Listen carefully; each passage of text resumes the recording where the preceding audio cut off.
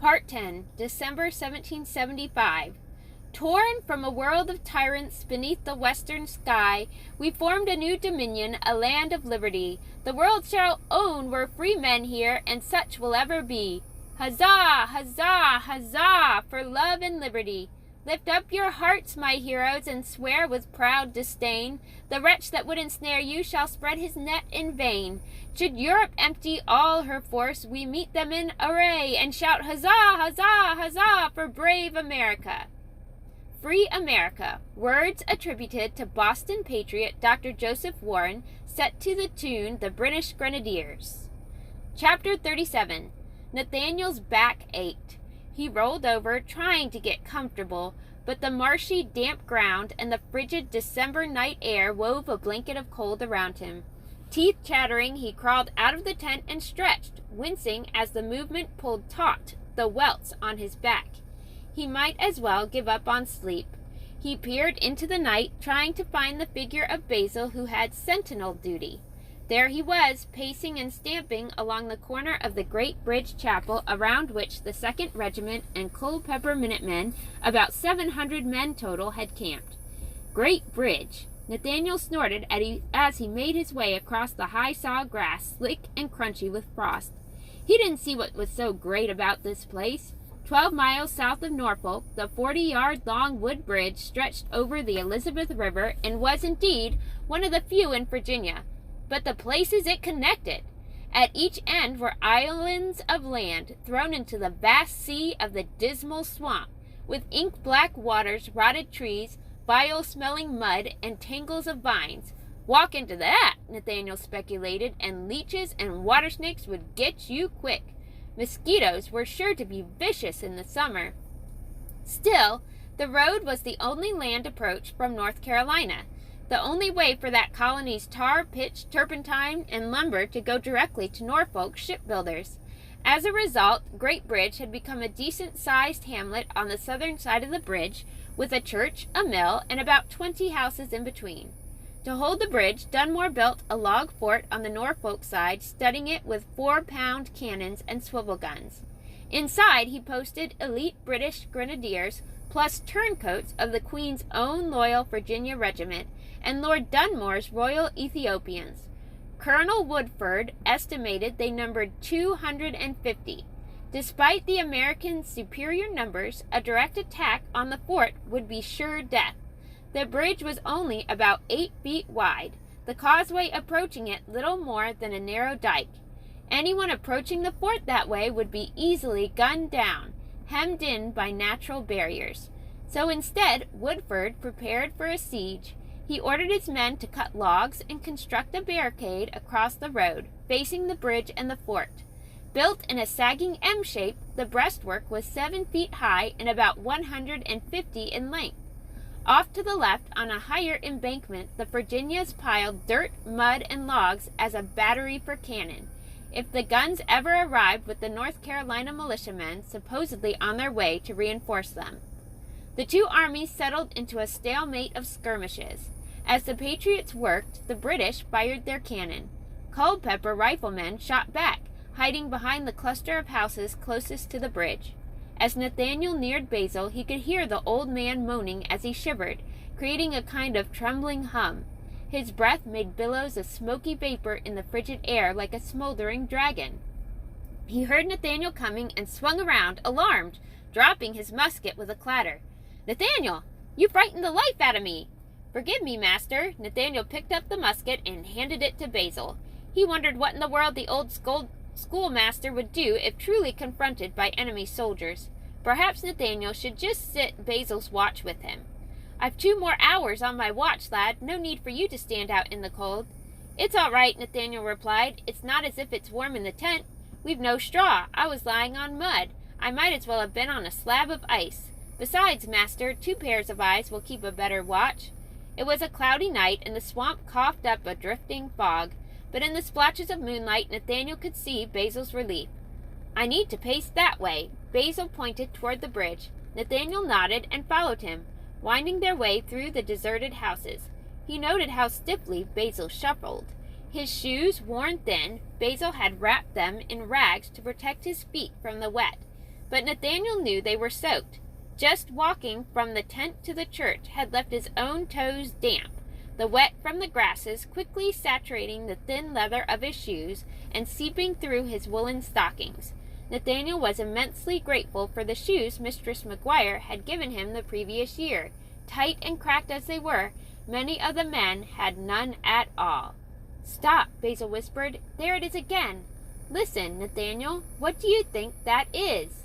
They stood rooted in the cold night along the waters. Sounds traveled far, couriers of nature's doings. Nathanael could hear a slight breeze pushing bare branches about, rattling the rhythmic lapping of the river along its banks as its tide meandered southward. He cupped his hand behind his ear and strained to capture more, but there was nothing. Wait, that was odd. Kerplunk, as if a large fish had just jumped out of the water and splashed back in. But that was a sound of summer. No fish played about in frigid December waters. Basil and Nathanael eyed each other nervously. "Back home in Scotland," Basil breathed, "there are many tales of monsters lurking in the lochs. It's such an eerie place as this, it is easy to imagine such things." Kerplunk, kerplunk. Clouds passed across the moon's face and blackened the earth. Basil disappeared from Nathanael's view, even though he was mere steps away. The world was silent again, nothing save the wind and water. Where had he heard something like that kerplunk before? Where? Nathanael puzzled. It came to him like a slap to the face. Boats! That was an oar going into water. Nathanael gasped, turning into the night, trying to see Basil. "Master, we need to—" But at that very moment Nathanael felt shadows brush past him. There was the muffled sound of something rushing through grasses. Heart pounding, Nathanael held his hands out and felt his way to the edge of a building. "Master," he whispered, creeping along the wall. He sensed a body pressed up against the house just ahead of him and made his way toward it. A flash of light.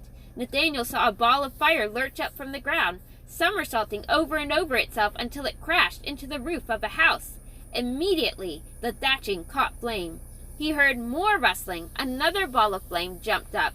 That roof flared. Torches! Someone was throwing torches onto the roofs to set the town ablaze. He had to warn the camp. "Hurry!" Nathanael reached into his pocket for his fife, desperately trying to remember the call to arms. Would his chilled fingers work the notes? Hands trembling, he lifted the little wooden alarm to his lips. He blew, but his numb lips only spluttered. He tried again. "No, you don't," hissed a deep voice in the darkness. Huge, strong hands grabbed Nathanael's throat, knocking the breath out of him. The hands started squeezing, shaking him. "No, you don't!" Coughing, choking, Nathanael dropped his fife. He grabbed onto the hands, tore at the fingers locked around his throat. Tears of pain ran down his face. Needles of light pierced his vision as he fought, passing out. "No, you don't," the voice kept repeating. Nathanael felt his feet being lifted off the ground. "Kick," his mind screamed. "Kick, or you're going to die." Nathanael flailed, feeling his neck was about to snap. One of his kicks landed a blow. He felt himself topple over, the hand still wrapped around his throat like a hangman's noose. A knee was on his chest, pressing him to the ground. Nathanael gasped for air, but sucked in nothing. His chest felt like it was going to explode. He tried to scratch the hands around his throat, but he could no longer feel his own arms move. This was the end. A ball of fire shot up over his head. Nathanael felt the torch's burning brightness light up his face, but he could no longer see. He was dying. "Nathanael!" He heard his name. Oh, so far away it sounded. Was his mother calling him? Suddenly the hands let go of his throat. Nathanael felt himself lifted and dragged. He must be dead. These were either angels or devils carting him to heaven or hell. He tried to recite the Lord's Prayer. "Mother, speak for me," he thought. "Nathanael!" The voice spoke again, but this time it sounded closer. He felt himself dropped and his shoulders being shaken. "Breathe, boy! Don't let me have killed you!" Nathanael began to feel air coming, in, out, in, out. He forced his eyes open. His eyelids felt as if they weighed 100 pounds. The clouds drifted away from the moon. Nathanael could just barely see a face hovering over his. "Thank God," the voice sighed. "Breathe, boy."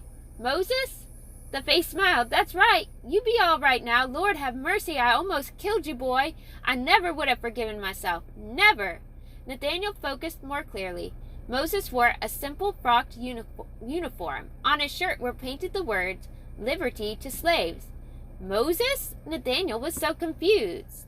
Ensign Moses, look at me, Nathaniel, a soldier in the Royal Ethiopian. Now rest a minute. I be back to take you. Where? To Liberty, boy, across the river with the British. Ain't you heard? Lord Dunmore say indentured servants what fight for him go free too. There's an indentured man run off from George Washington with us. He's good for information about that fellow. He may lead us up the Chesapeake right to Washington's house to capture his wife as hostage. They'd be glad to hear what you know about the soldiers camped here. Moses stood up. But Moses, I'm a fifer with Virginia's 2nd Regiment. That man you calling master sell you into his fight? No, Moses, it's not like that. I'm free now. I choose to fight. Moses crossed his arms in disgust. You going to fight for people who whine for their own liberty and keep me in chains? But, Nathaniel struggled. Moses was right. How could they justify that? But Moses, Dunmore owns dozens of slaves. Has he freed them? Hasn't he sent back slaves who've run to him, who belong to loyalists, right back to God knows what punishment? Didn't he turn you away when you tried to help him at the palace? Don't trust him, Moses. He's deceitful. He set a trap in the magazine that near killed me. Don't fight for him. You want me to fight for slave masters? Ah, Moses, it'll be different when we're done with this fight. How could it not be? You'll see, to sure that a musket shot interrupted him. To arms! It was Basil's quavering, shrill voice. There came an answering musket shot. Voices began to shout around the tents. A fife began calling into the night. Moses! Nathaniel struggled to his feet. The camp is up. Moses grabbed Nathaniel's arm. Can you run, boy? Here, I'll carry you. No, Nathaniel pushed him off. I can't go with you. Join me, Moses. Join the patriots. Take off that British uniform before they see you. He held up his hands imploringly. No, Moses stepped back, shaking his head. This shirt is my liberty. You come with me. Stunned, baffled, the two friends stared at each other in bitter disappointment. There! Stop them! Nathaniel looked back and saw dozens of Virginians rushing to fight whatever was in the night. And there was Moses, all alone, none of his regiment in sight. No British grenadiers to stand for him. Great God, he didn't want to think about what the regiment might do to him. Nathaniel shoved Moses, shoved him into the shadows. Run, Moses, run! His friend hesitated. Run! Nathaniel pushed him again, then turned and darted toward the oncoming Americans. They went this way, he called, pointing in the opposite direction of Moses. This way, hurry, I saw more of them with torches, dozens of them, I think. Believing the men ran, glancing over his shoulder as he followed, Nathaniel saw Moses had disappeared. He slowed and stopped, winded, heartsick, wondering if he would ever see his friend again. So many sudden forced goodbyes between them, and now their separate quests for liberty could make them enemies? How could that be? Nathaniel covered his face. The world made no sense. When he was indentured, he hadn't tried to understand anything. He just had to survive it. How was he going to be responsible for himself? How could he make the right choices if he couldn't understand the workings of the world or the adults who ran it? If ponies rode men and if grass ate the cows, then all of the world would be upside down. Basil's song came to Nathaniel. Basil could explain it to him. Then, like a kick to his stomach, Nathaniel remembered the sound of Basil's voice in the dark, cut short. Where was Basil? Chapter 38.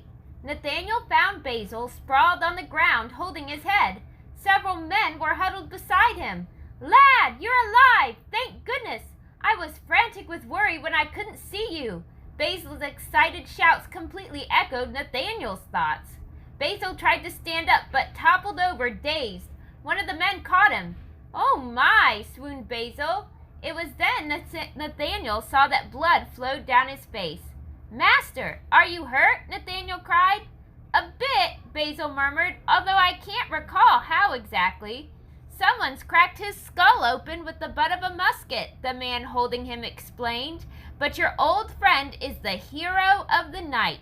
Sounded the alarm, he did, and saved this town from burning. Maybe even our camp from burning. I say, 3 cheers for Mr. Wilkinson, eh, lads? he sang out to the men who were beginning to gather around, back from their chase of the redcoats, all of whom had disappeared back into the night.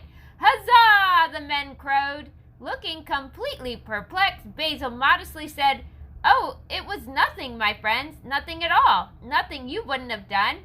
He looked as if he would fall flat on his face. Nathaniel rushed to prop him up, and Basil grinned at him like a drunkard. "Me, a hero! Imagine, lad!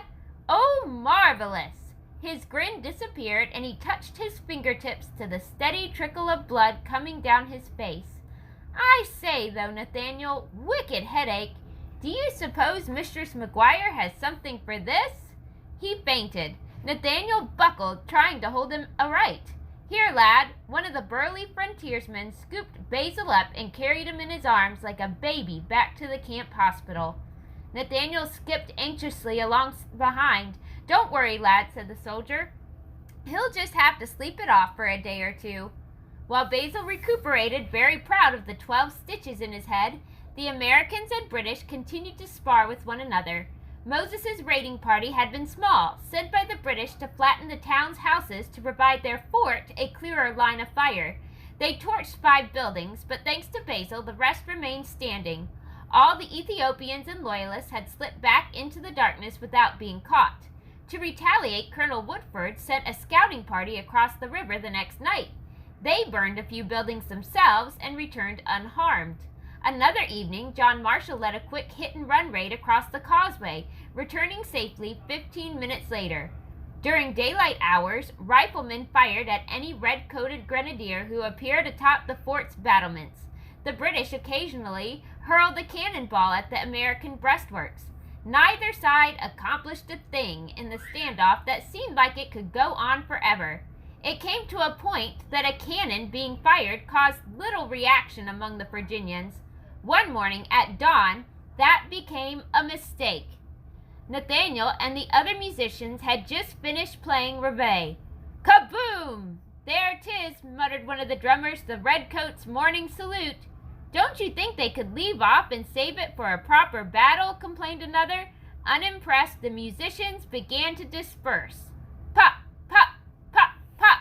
Nathaniel paused. Another skirmish. Out of curiosity and nothing else to do, he trotted toward the bridge just to see what was up.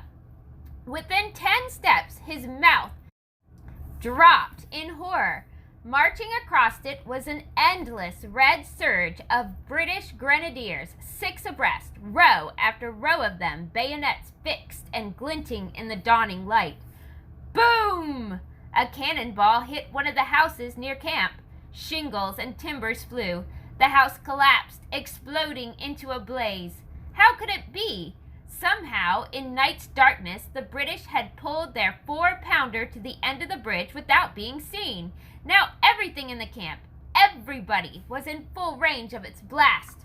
"Boys, stand to your arms! To arms!" Suddenly, the camp swarmed with men yanking on their breeches and scrambling to load their muskets as they ran to the barricades.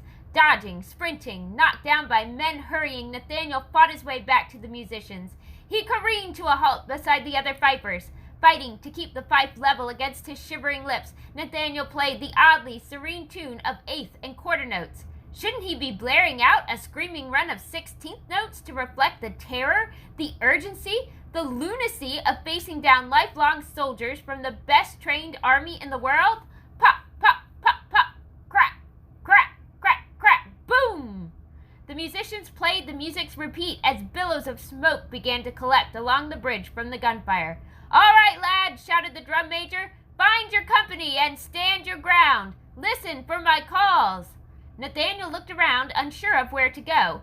Everyone had scattered so quickly to take a position. He could see the tall figure of John Marshall and the other Culpeper Minutemen dashing to the embankment to the left of the bridge. The 2nd Regiment must be at the breastwork facing the oncoming redcoats. He joined the chaos of darting, shouting patriots. Grown men with long legs outran him. He slowed to give way. They were far more needed than he, and how much use would he be without Jeremiah? The drum and the fife worked together in battle, and the drum was definitely more important if the troops needed to make a flanking movement. Like Basil, Jeremiah was in the camp's hospital, convalescing with the sick, his back still raw. But when Nathaniel reached the breastwork and squeezed himself into the protection of its shadow, there was Jeremiah. His drum was in position, held with a strap across his back. He was obviously in pain. However, when he saw Nathaniel, he nodded in a kind of salute. Startled, Nathaniel nodded back.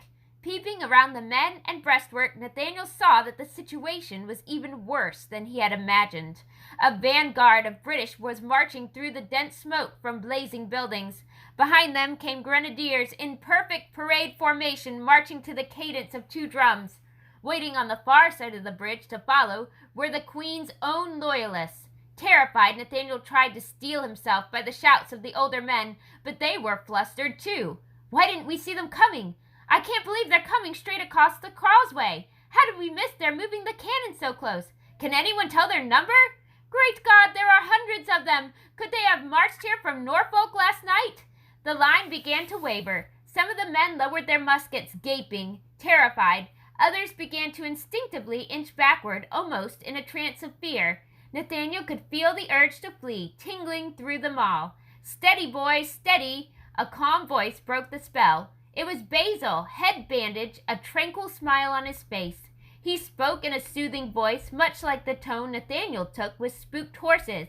They are hemmed in by the bridge and the swamp, poor fools. If we keep our heads, lads, we can knock them down like 9-pins. There was something about his logic, something about an old man standing among them, wounded but confident, that reassured them. The men took in deep breaths, swelling their chests, filling up the words embroidered on many of their shirts. Liberty or death. Give me liberty or give me death. That was the stark choice Patrick Henry had laid before them, the stark reality of Dunmore pronouncing them traitors. It had to be their credo. They held. "Make ready!" a distant British voice shouted. The grenadiers stopped and aimed. "Get down, boys! Get down!" "Fire!" A hail of lead whistled toward them. Nathaniel crouched and gritted his teeth, hearing bark and wood fly as the balls met their shield of logs. He remembered too well what those little pieces of lead felt like when they hit. The Virginians popped up, took aim, and fired back. Crack, crack, crack, crack. Smoke and the stench of gunpowder choked them all. "Reload!" shouted a regiment lieutenant. "Reload!" In a flurried unison, voices muttering curses and prayers, the line of Virginians reached into boxes at their waists. They pulled out cartridges, bit off the tops, spitting them out in a shower. Shaking hands poured powder into their muskets' pans. Scrape! Dozens of ramrods scratched along musket barrels, cramming cartridges down into the explosive powder. Click, click, click, click. Flintlocks cocked. Within 20 seconds, the men were reloaded and took aim, waiting. The overwhelming sound was of the men panting. Hold your fire until they are within 50 yards. On the British redcoats came, drums beating. Their faces were beginning to be visible, perfectly shaved, determined faces, no emotion on them. In front of them marched a tall, lanky captain, his face set grim. "Fire!" Crack, crack, crack, crack. A thunderous echo of shots rang out. Redcoat after redcoat fell, grasping at their sides, their legs, their heads. The front ranks flattened into piles of groaning men. The British captain crumpled too, holding his knee. The Americans paused. Surely, so bloodied, they'd stop. But the English captain was not about to give up. Stunned, the Americans watched him pull out a white handkerchief and wrap it around his knee. Almost instantly, it soaked through with blood. He straightened up, took off his hat, and waved it. "Remember our ancient glory, men," the captain shouted. "The day is our own." The British grenadiers climbed over their wounded and marched on. "Reload! Reload now!" shouted the Americans. "Fire! Fire!" The barrage was deafening. Nathaniel looked to Basil, who was shouting something he couldn't hear. The British kept dropping, kept coming, following their captain. "Good God, they're almost on us!" Crack, crack, crack, crack. Finally, a mere 15 feet from the barricade, the British captain fell, riddled with bullets. Without him, the grenadiers broke. They scrambled backward, crushing one another in their rush in the confines of the narrow bridge. From the left came a whooping onslaught of Culpeper riflemen clambering over their embankment to take cover farther down nearer the bridge. They opened up on the British. The British returned fire. It was a fifer's duty to drag the wounded out of battle. With the gunfire now off to the side of them, Nathaniel remembered that job. Looking about, he saw that all the patriots seemed fine. Only one was nursing a wound to his hand. Basil was helping him. Several other Virginians crawled from behind the barricade to pull wounded British to safety. Nathaniel wriggled out to help. Coming around the edge of the logs, Nathaniel staggered to a halt. Blood was everywhere. Bodies were broken and writhing. He doubled over and retched. "Here, boy, pull yourself together. Help me." One of his company was dragging a young redcoat. Nathaniel hesitated, still sickened. "Quickly, lad, before the firing starts again." The thought of being completely exposed to musket balls kicked Nathaniel into action. He grabbed the redcoat's collar and pulled. "Don't scalp me! Don't scalp me!" the redcoat screamed. Settling him behind the barricade, the patriot answered, "What, man? I'm no savage. Who told you we would scalp you? Lord Dunmore told us to fight to our death, because if any of us were captured, you would scalp us out of spite like Indians." The patriot laughed. "Well, we are a warlike man. We will stand against you, but don't believe everything you are told. I heard that you lobsterbacks all had horns, flesh and blood devils. I see none on you." Crack, crack, crack, crack. Nathaniel flattened himself to the ground. The battle smoke enveloped him. He waited for more death to reign. He waited. Through the gunpowder fog came a muffled shout, "Cease firing! Cease firing!" and the sound of a lone fife singing out peace. Awash in relief, Nathaniel stood to take up the ceasefire song. Here, there again across the line of battle, the high-pitched song of the fife called an end. It was the most beautiful music Nathaniel had ever played. Chapter 39. When the battle smoke drifted away across the swamp, the patriots found 17 British grenadiers dead, 49 wounded. Every American, save the one with the slight wound to his hand, was completely unharmed. Dunmore had called for such a foolhardy head-on assault because he was confident that the Virginians would turn tail and run. Well, the 20-minute battle had proved him wrong. The patriots could stand their ground and stand it well. It was an astounding victory for the untrained little army. The British abandoned the fort that night. The patriots' way to Norfolk was now clear. Among the captured were 24 escaped slaves off the Royal Ethiopian Regiment. Trying to be inconspicuous, Nathaniel anxiously walked through them as they sat on the ground. Moses was not there, nor was he among the dead. Nathaniel could hope he was still a free man. With sorrow, he watched the Ethiopian soldiers as they were handcuffed together in a long chain that bound them with the loyalist prisoners. Once again slaves, they were marched back to Williamsburg to be reclaimed by their owners or to be sold in the West Indies. Moses' words haunted him. "You going to fight for people who whine for their own liberty and keep me in chains?" Nathaniel tried to think instead about the heroics of an African who'd fought with the Americans. A free man named Billy Flora had been one of 4 sentries keeping watch that morning. While the other 3 fired once into the thick rows of British and then retreated, Billy loaded and fired 8 times before running across the plank to the breastwork in a barrage of bullets aimed specifically at him. He even stopped and pulled the board up behind him, preventing the redcoats from using it before taking cover. Moses was brave like Billy Flora. Oh, if only Moses could join them! How Nathaniel wished he could make it so he could. Surely men like Patrick Henry or Thomas Jefferson, men who spoke so eloquently and heatedly about human dignity and rights, would see the injustice of keeping other people in slavery. The only answer Nathaniel could see was to win their fight against the British first, and then, surely, patriot leaders would right that wrong. Nathaniel turned his eyes away from the prisoners and hurried away, needing to clean himself up as best he could. The whole regiment had been ordered out to give the fallen British captain, who had led the Grenadiers so valiantly, a full honors funeral to pay homage to his courage. A few days later, sitting by their tent, Basil elbowed Nathaniel. "Look at all these boys, lad." They were watching 3 newly arrived companies of Patrick Henry's 1st Virginia Regiment and several hundred North Carolinians trying to find dry space for their tents. With their number now swelled to over 1,000 fighters, the Patriot Army would march on Norfolk soon. "As the twig is bent, so is the tree inclined," Basil quoted one of his many proverbs.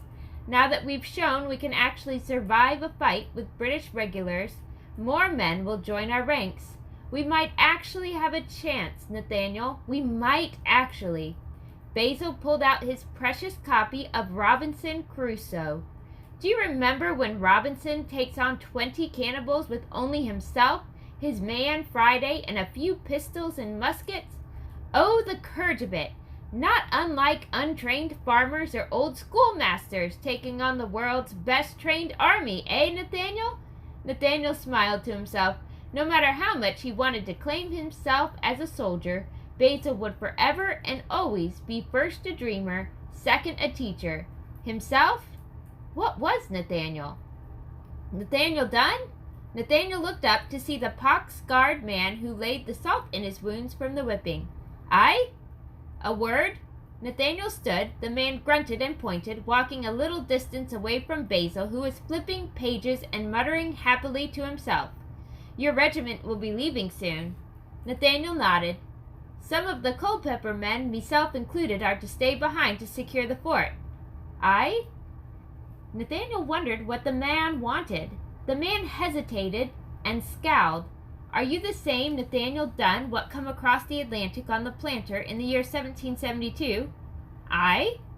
How would he know, thought Nathaniel. "Know you what happened to your father?" Nathaniel felt his breath quicken. "No, do you?" The man nodded. "He was taken to the frontier, beaten to clear acres of dense forest for fields." "Did he die there?" "No." "Well, what happened? Why was this man being so mysterious?" Nathaniel wanted to shake him. "Do you know where he is?" "Aye," the man growled. "Where?" Nathaniel nearly shouted. "Here." Nathaniel grabbed the man's arm. "Show me." He pulled on him, but the man stayed rooted, motionless. Suddenly, Nathaniel realized that this man, masked with those horrendous scars, was his father. He dropped the man's sleeve and stepped back. In silence, they stared at each other. Finally, his father spoke. "I'd always thought those eyes of yours weak, boy. I see steel in them now." Anger overwhelmed Nathaniel. "Where were you? Why didn't you come for me?" His father seemed surprised. He answered matter-of-factly, "My heart was dead, boy. Died when they poured your sweet mother into the sea. I wanted to die myself. I almost did. The work about broke me. Then I caught the pox. I was lying from that when the Indians raided the frontier settlements. They killed everyone at our place and almost scalped me. I think the pox scared the savage off. Probably figured I was death itself." "Why didn't you come for me then?" "I didn't know where you were." "Did you try to find out?" "No." "Why not?" His father shrugged. "Was busy trying to survive. Set myself a cabin in the wilderness where no one could claim me. I only came out when I heard about the Culpeper Minutemen. Gave me the chance to kill Englishmen what they'd done this to me." Nathaniel reeled from the information. He didn't matter to his father at all then. Certainly not enough to search for. His new, hard-won sense of self-worth wavered. Oh, Nathaniel!" Basil called out excitedly. "I've found it! Such a rousing passage! Come hear it, lad!" Nathaniel felt Basil's hand reach into the waters to pull him up yet again. The moment of doubt passed. He mattered to Basil. Family didn't have to be blood relations, he reckoned. Nathaniel called back over his shoulder to Basil. "In a moment, master." "Does that old man own your time?" "He did once. I am free of it now." "So you can join the Culpeper. We can go back to the cabin in the woods. It is beautiful. I can use your help to clear it." Nathaniel had oft imagined a reunion with his father, and this was about as good as he'd envisioned, an offer of a future together. And yet now that it was here, it fell flat. He hardly remembered this man, and this man had left him adrift.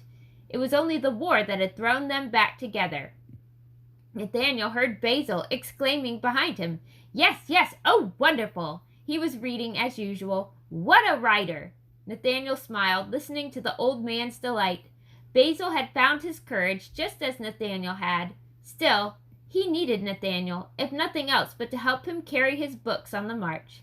Nathaniel glanced about at the men of the camp, shabby but determined. They needed him too. They needed his music. Their cause called him. He looked at his father with renewed confidence.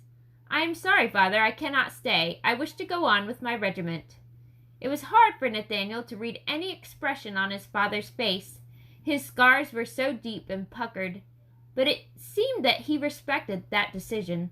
"After this fight is over with, then." "Aye, father, perhaps then we can meet." His father grunted. "Where would you be?" Nathaniel hesitated. Where would he be? He thought a moment, not having imagined any after. He had never before planned for a future. But after a moment he thought on Basil's courtly goodbye with Mistress Maguire and on Maria's poem. "I think we will be visiting Williamsburg." His father nodded. He held out his hand. Nathaniel took it firm and shook goodbye. "Till then, sir." "Aye." Nathaniel watched his father disappear among the soldiers. He took in a deep breath of clean, cold air. He felt it fill him up, brace him, strong and straight. He looked to the sky, to the wispy clouds veiling a pale blue. The color of sky and mist mixed together as the world awoke, just as his mother had described the color of his eyes. It was a beginning, a new day for him, for his country. Nathaniel had made a choice, no longer afraid of its responsibility, knowing full well that there were no guarantees of happiness or success, just possibilities. The line about hope his mother so loved came to him, just as it had the day he was sold, the day he had wanted to die of sorrow, the day that Basil came into his life, the day he first heard of the cause of liberty. Hope saw things? Aye, perhaps now he could.